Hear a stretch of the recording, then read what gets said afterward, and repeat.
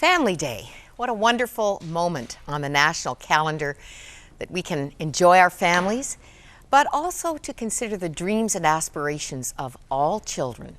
Helping to inspire and enlarge our thinking, we have Bruce Clemenger with us today. He's the president of the Evangelical Fellowship of Canada, which sounds and is very lofty and very important, but you're here primarily as an adoptive dad today. I am. And I mean, here's something. We just are trying to figure out, it's got to be about 18 years ago, we were on the General Council together for the EFC. You've been president I was on staff 18 years ago. That's right. Yeah. President for how many years? 6, going on 7. 6 years. And it's also good because you're all about being a change agent. We're going to talk about some of the issues. But first, tell me your story, adoptive dad. Sure. Well, adoption was something both Tracy and my wife, we've been married 23 years. And when we were dating, we started talking about family formation, how children come home. And both of us always wanted to adopt. So it was almost like a deal breaker as we went forward. So the first year of our marriage, Tracy wrote the local CAS and asked them what they looked for in adoptive parents, an adoptive home. And so we got the information back from them, and so we decided we'll start building towards that scenario. And when we thought we had kind of reached that point, we contacted the CAS. You go through there's now a standard training course, whether you adopt internationally, privately, or publicly through the CAS. You take a standard course now. So we took an earlier version of that, and it was wonderful. We got to meet other families in the community who are looking at either fostering or adopting. And then you go through a process of home study. So a social worker comes into your home. They come and check you out pretty thoroughly. They come check you out pretty thoroughly, and I'd want them to. Yep. Because these children are now in their care. They're in government care, so they're Crown wards. They're our children. We're a democracy. And so they want to scrutinize and make sure you'll be a good family, a good parent environment for their children. How long was that process, Bruce? Well, it's a series of about 3 interviews. Ours went for about 3 or 4 hours each. It was quite pleasant, quite intriguing. Learn a lot about yourself, learn a lot about expectations and parenting styles and those kind of things. And then they have to process it. But once we were approved to be adoptive parents, within 6 weeks we received a call. And within a matter of months, our daughter was home. Was in your home. Yeah, and so we talk about being a forever mom and dad. And now we have 2 girls. One's now 10, one's 4, one's turning 4 in a few months, Lauren and Kate. And we call it an adoptive family because it's a two-way street. It's about giving and receiving. And it's not just us trying to provide a home for a child, but it's a child receiving us as parents. And we often think of it almost like a marriage. It's really a covenant, developing a covenant relationship between, because it's forever, it's permanent. They're always going to be my daughters, and I'm always going to be their dad.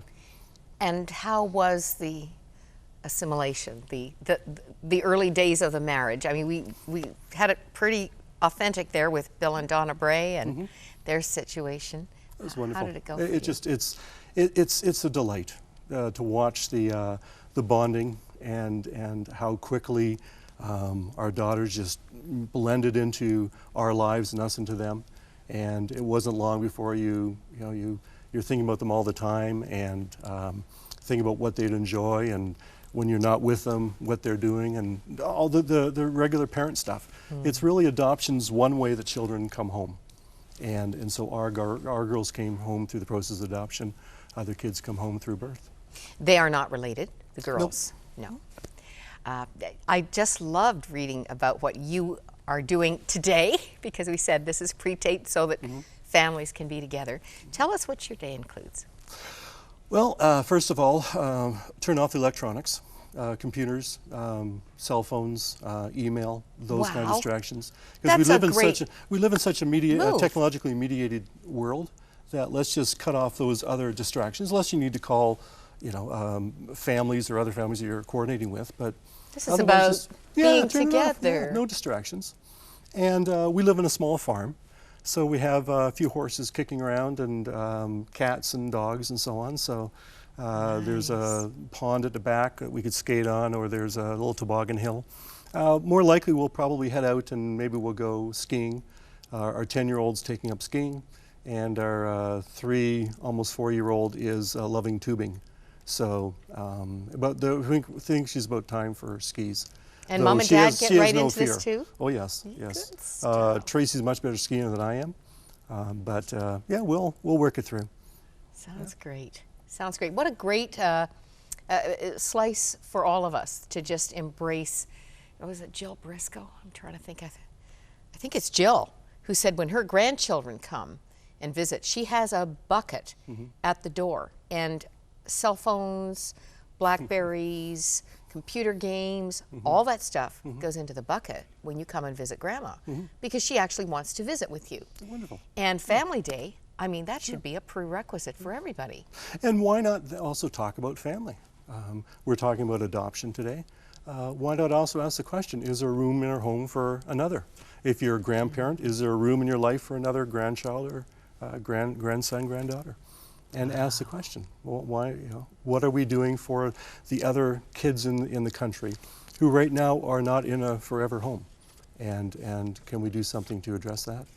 Wow, and just looking at the numbers, more and more children are at risk, and less people are fostering and adopting in this country.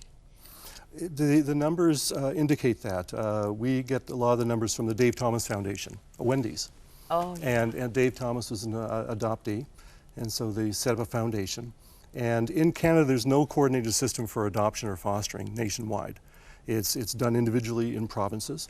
So it's hard sometimes to come up with accurate totals in terms of how many kids are in care, how many kids are waiting for a home, how many foster families there are. You have to go provincially.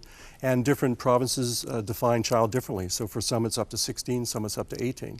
So the categories, different nuances across provinces. So it's hard to collect all the data. But Dave Thomas Foundation stats indicate that a few years ago there were 22,000 children waiting for a home. Now it's 30. So the numbers seem to be increasing. A number of provinces the last couple of years have launched public campaigns trying to recruit foster families.